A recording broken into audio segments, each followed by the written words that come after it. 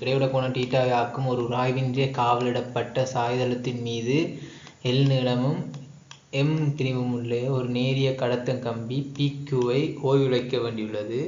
பாய அடர்த்தி B ஆகவுள்ள ஒரு சீரான காந்தப்புலம் உருவில் காட்டப்பட்டுள்ளவாறு நிலைக்குத்தாக மேல் நோக்கி தாக்குகின்றது.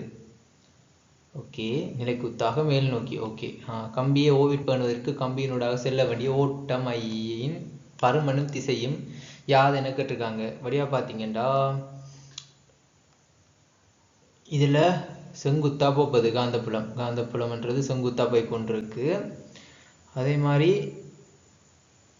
இயக்கம், அதாவது வடிவா பார்த்தீங்கன்னா இப்போ சாய்தளத்தில் இருக்குது இந்த பொருள். அப்போ இந்த பொருள் சாய்தளத்தில் இருக்கும்போது கீழ் நோக்கி இயங்க தான் எத்தனிச்சிட்டு இருக்கும். அப்போ எங்களுக்கு இயக்கம் மேல் நோக்கி நடக்கணும். என்ன இயக்கம் என்ன செய்யணும்? மேல் நோக்கின திசையில் நடக்கணும். அப்படி மேல் நோக்கின திசையில் நடக்க வைக்கணுமெண்டா எங்களுக்கு என்ன இயக்கம் தான் இருக்குது. இப்போ மேல் நோக்கின திசையில் தான் இயக்கம் வேணும். இப்போ இயக்கத்தை பற்றி யூஸ் பண்ணுறேன்டா யார விதி? பிளம்மிங்கின் இடக்கை விதியை யூஸ் பண்ண போகிறோம். அது மட்டும் இல்லாமல் மின்னோட்ட திசையை காண்றதுக்கு பிளம்மிங் இடக்கை விதியும் பருமனை காண்றதுக்கு விசை பிரிப்பும் செஞ்சால் போதும் நினைக்கிறேன். ஓகே, பருமன திசையும் ஓகே செஞ்சு பார்ப்போம்.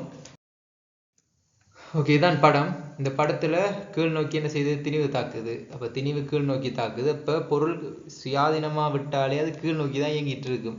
அப்போ நான் கீழே நோக்கி இயங்கக்கூடா, எனக்கு மேலே தான் இயங்கணும். மேல் நோக்கி தான் ஒரு விசை கொடுக்கணும்.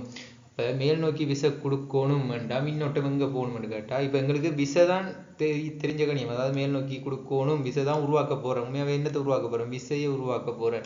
அப்போ அந்த விசையை நான் உருவாக்க போகிறேன்டா மின்னோட்டம் எந்த திசையில் இருக்குன்னு கண்டுபிடிக்கணுமெண்டா, அதாவது இதில் பார்த்தீங்கன்னா இந்த ஃபோர்ஸ் தான் எனக்கு தேவை. இப்போ இந்த தேவையானது ஃபோர்ஸ் தான்.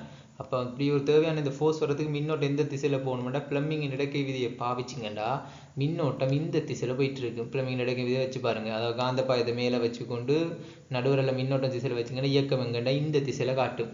அதாவது இயக்கம் இந்த திசையில் காட்ட போகுது. என்ற ஒரு விசையோட தொழிற்பட போகுது. சரியா?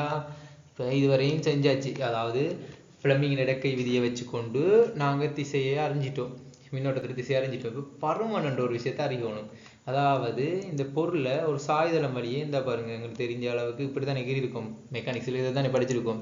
இப்போ இந்த பொருளோட சாய்தளம் என்ன தாக்குது? ஒன்று நிற தாக்குது mg, இன்னொன்று எஃப் தாக்குது. ஏன் எஃப் இந்த பக்கம் தாக்குதுண்டா இதை நோக்கி காந்த பாயம் செங்குத்தா இப்படி செங்குத்தானே தாக்கும். காந்த பாய அடர்த்தின்றது செங்குத்தா தான் தாக்க போகுது.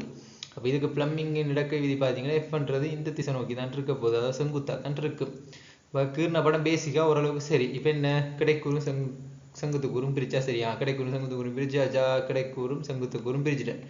கிடைக்கூறும் செங்குத்து பிரிச்சு நீ டீட்டா போடணும். இப்போ இது டீட்டாண்டா எங்களுக்கு தெரியும் மெக்கானிக்ஸில் இது என்னது? இது டீட்டாவாக இருக்கும். இது டீட்டாண்டா இது 90 மைனஸ் டீட்டா, இது 90 மைனஸ் டீட்டாண்டா இது என்னதாக இருக்கும்? டீட்டாவாக இருக்கும். அப்போ ஓகே, ஓவராலாக கண்டுட்டோம். இது டீட்டா, இது டீட்டா. இப்போ என்ன செய்ய போகிறோம்? விசை பிரிப்பு அடுத்த விளையாட்டு. விசை பிரித்து விட்டோம்டா. இது என்னது? எஃப் cos θ சமன் mg sin θ. சரியா?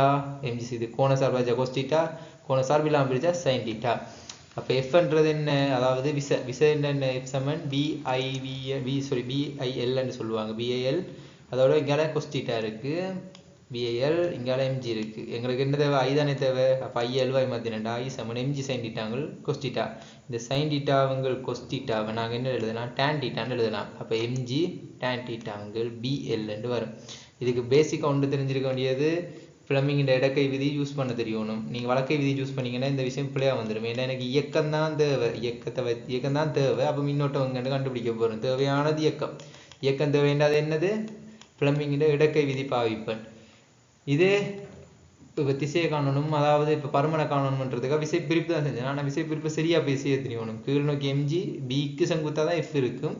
ஆகவே நான் என்ன செஞ்சுருக்கேன்? இந்த கோணத்தில் சமாந்தர கோட்டுக்கு நான் பிரிச்சிருக்கேன். சமாந்தர கோட்டை எஃப் இந்த சமநிலையில் இருக்குது. அப்போ இந்த பக்கம் எஃப் கோண சார்பா cos θ, mg கோணம் இல்லாத சார்பா sin θ பிரிச்சேன்டா.